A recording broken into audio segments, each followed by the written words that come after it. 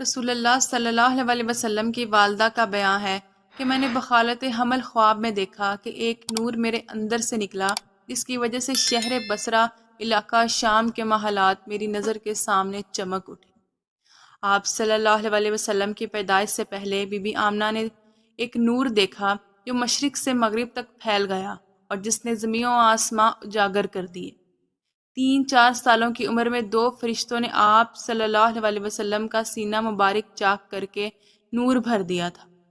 جب آپ باہر نکلے تو ابر آپ پر برسایا کرتا اور درخت و پتھر سے آواز آتی، یا نبی السلام علیکہ۔ آپ صلی اللہ علیہ وسلم کے آخری نبی ہونے کی بشارت تورات، انجیل اور نبیوں سے لوگوں کو معلوم ہو چکی تھی اور سب کو ہی آخری نبی کا انتظار تھا۔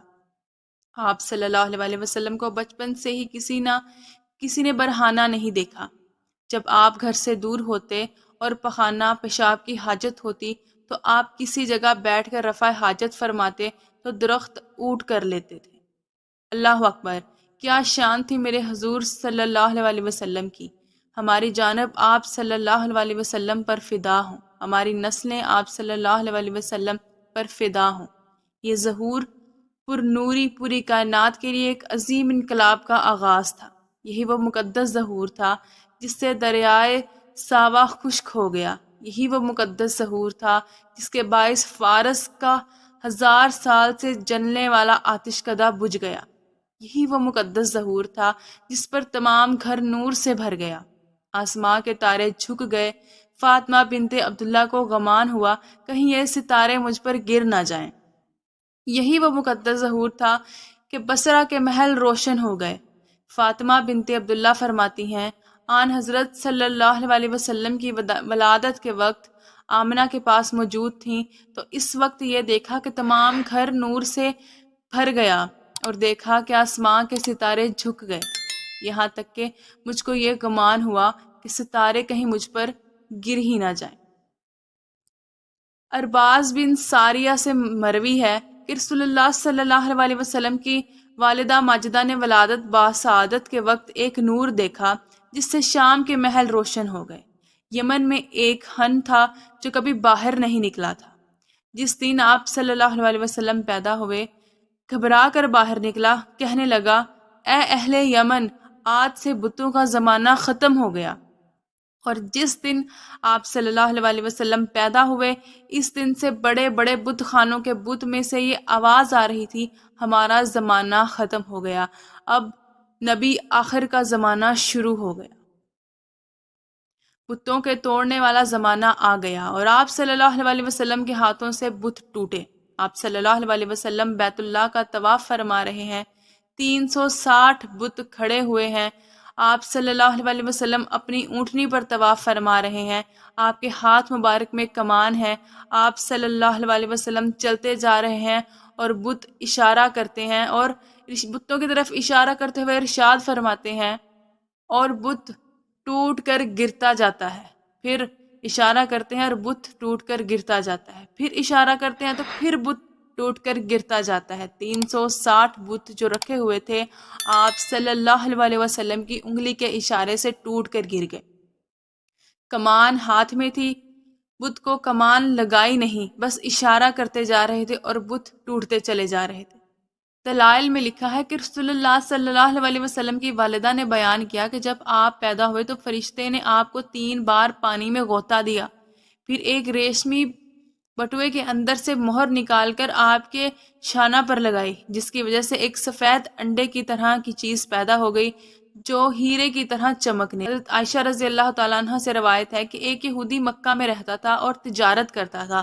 رسول اللہ صلی اللہ علیہ وسلم کی پیدائش کی رات کو اس نے قریش سے کہا، اے گروہ قریش، آج رات اس امت کا نبی پیدا ہو گیا ہے جس کے دونوں شانوں کے درمیان ایک نشان ہے اور نشان میں گھوڑے کے ریال کی طرح چند بالوں کی ایک قطار ہے۔ لوگ یہودیوں کو لے کر رسول اللہ صلی اللہ علیہ وسلم کی والدہ کے پاس پہنچے اور نومولود بچے کی پشت کھول کر دیکھی۔ یہودی کی نظر جب مسح پر پڑی، فوراً بے ہوش ہو کر گر پڑا۔ لوگوں نے پوچھا، ارے ارے تجھے کیا ہو گیا؟ یہودی کہنے لگا، واللہ بنی اسرائیل سے نبوت نکل گئی۔ ان الفاظ کے ساتھ یہ حدیث نقل کی گئی ہے۔ 3 آدمیوں کا ایک گروہ آیا، ان کے پاس سونے کا تشت تھا جو برف سے بھرا ہوا تھا۔ ان میں سے ایک نے مجھے زمین پر لٹا دیا، پھر پیٹ کے اندر سے چیزیں نکالیں، پھر ان کو برف سے دھویا اور خوب دھویا، پھر ان کو ان کی جگہ دوبارہ رکھ دیا۔ پھر دوسرا کھڑا ہوا، اس نے میرا دل نکال کر پھاڑا۔ یہ باتیں دیکھ کر میں ایک سیاہ بوٹی اس کے اندر سے نکال کر پھینک دی، پھر دائیں بائیں طرف ہاتھ گھمانے لگا، معلوم ہوتا کہ کوئی چیز تلاش کر رہا ہے۔ پھر مجھے نظر آیا کہ اس کے ہاتھ میں ایک انگوٹھی ہے جو مجسمے نور ہے۔ اس کو دیکھنے سے نگاہ میں چکا چوند ہو رہی تھی۔ اس انگوٹھی نے میرے دل پر مہر لگا دی۔ مہر لگاتے ہی میرا دل نور سے بھر گیا، یہ نبوت و دانش کا نور۔ پھر دل کو لوٹا کر اس جگہ پر رکھ دیا۔ میں اس مہر کی خنکی اپنے دل پر کی مدت سے محسوس کرتا رہا۔ پھر تیسرے شخص نے اپنے ساتھی سے کہا، تم ہٹ جاؤ۔ تیسرے شخص نے سینے کے وسطی لکیر کے آغاز اور زیر ناف کے آخری حصے تک ہاتھ پھیرا اور فوراً شگاف جڑ گیا۔ حضرت انس رضی اللہ تعالیٰ عنہ کا بیان، حضور اکرم صلی اللہ علیہ وسلم کے سینہ پر سلائی کا نشان دکھتا تھا۔ ابن عسا کی روایت میں آیا ہے کہ 1 سال قحط پڑا۔ ابو طالب حضور اکرم صلی اللہ علیہ وسلم کو لے کر بارش کی دعا کرنے کعبے کے پاس پہنچے۔ کعبے کی دیوار سے اپنی پشت لگائی اور حضور اکرم صلی اللہ علیہ وسلم کی انگلی پکڑی۔ اس وقت آسمان پر بادل کا ٹکڑا بھی نہ تھا، فوراً ادھر ادھر سے بادل آ گیا اور موسلا دھار بارش شروع ہو گئی، اتنی کہ ساری وادی بہہ نکلی۔ اس واقعہ کی طرف ابو طالب نے ذیل کے شعر میں ارشاد کیا ہے، ان کا رنگ گورا ہے، ان کے طفیل بادشاہ کی دعا کی جاتی ہے، یتیموں کی پناہ گاہ اور انڈاؤں کی عصمت بچانے والے۔ بچپن کا دور کھیل کود کا زمانہ ہوتا ہے، مگر جس کے کندھوں پر 2 جہان کا بوجھ پڑنے والا تھا، اس کو ابتدا سے ہی معلوم تھا اور کھیلوں میں کوئی دلچسپی نہ تھی۔ مائی حلیمہ کہتی ہیں، جب وہ کھیل کود کے قابل ہوئے تو اپنے بھائی کے ساتھ کھیلنے چلے تو جاتے تھے، مگر خود کسی کھیل میں شریک نہ ہوتے، بس اپنے بھائی کو دوسرے بچوں سے کھیلتے ہوئے دیکھتے رہتے۔ کبھی کبھی اس کو بھی منع کیا کرتے اور سمجھایا کرتے، ہم کھیل کود کے لیے پیدا نہیں ہوئے۔ حضرت عبداللہ بن جعفر سے روایت ہے کہ رسول اللہ صلی اللہ علیہ وسلم کی دایا حلیمہ نے کہا، میرا شوہر اونٹنی کے پاس گیا تو دیکھا کہ اونٹنی کے تھن دودھ سے بھرے ہوئے ہیں۔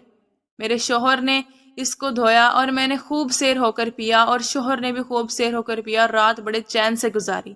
محمد صلی اللہ علیہ وسلم کو لے کر جب میں واپس آئی اور گدھی پر سوار ہوئی تو خدا قسم وہ تو اتنی تیز چلنے لگی کہ ساتھ والیاں کہنے لگی، ارے بھی ذرا ٹھہرو تو، کیا یہ تیری وہی گدھی ہے جس پر تو آئی تھی؟ میں نے کہا ہاں۔ بات یہ تھی کہ کمزوری اور لاغری کی وجہ سے میری گدھی ساتھ والے قافلے کے لیے بار ہو گئی تھی، بار بار ان کو رکنا پڑا تھا۔ حضرت ابن عباس رضی اللہ تعالیٰ عنہ کا بیان ہے، حلیمہ آپ کو دور نہیں جانے دیتی تھی تاکہ آپ کی طرف سے ان کو بے خبری نہ رہے۔ ایک روز آپ اپنی بہن کے ساتھ باہر چلے گئے اور جہاں اونٹ تھے وہاں جا پہنچے۔ حلیمہ تلاش میں نکلی، آپ صلی اللہ علیہ وسلم اپنی بہن کے ساتھ مل گئے۔ حلیمہ نے کہا، اس گرمی میں تم کہاں پھر رہے ہو؟ بیٹی نے کہا، اماں مجھے اپنے بھائی کے ساتھ تو گرمی محسوس ہی نہیں، برابر ان کے اوپر ایک بدلی سایہ کیے رہتی ہے۔ جب کہیں ٹھہر جاتے تھے بدلی بھی ان کے اوپر ٹھہر جاتی تھی، یہ چل دیتے تھے تو بدلی بھی ان کے اوپر چل دیتی۔ ایک روز حلیمہ نے دیکھا، جس روز سے ہم نے آپ کو لیا کبھی ہم کو چراغ کی ضرورت ہی نہیں تھی، آپ کے چہرہ کی روشنی تو چراغ سے بھی زیادہ نورانی تھی۔ اگر ہم کسی جگہ چراغ کی ضرورت پڑتی تو ہم آپ کو وہاں لے جاتے اور آپ کی برکات سے تمام مقامات روشن ہوتے۔ صلی اللہ علیہ وسلم کی شان جتنی بیان کی جائے اتنی۔ ویڈیو پسند آئی ہو تو چینل کو سبسکرائب اور ویڈیو کو لائک کیجیے گا۔ اللہ ہم سب کا حامی و ناصر ہو۔ فی امان اللہ۔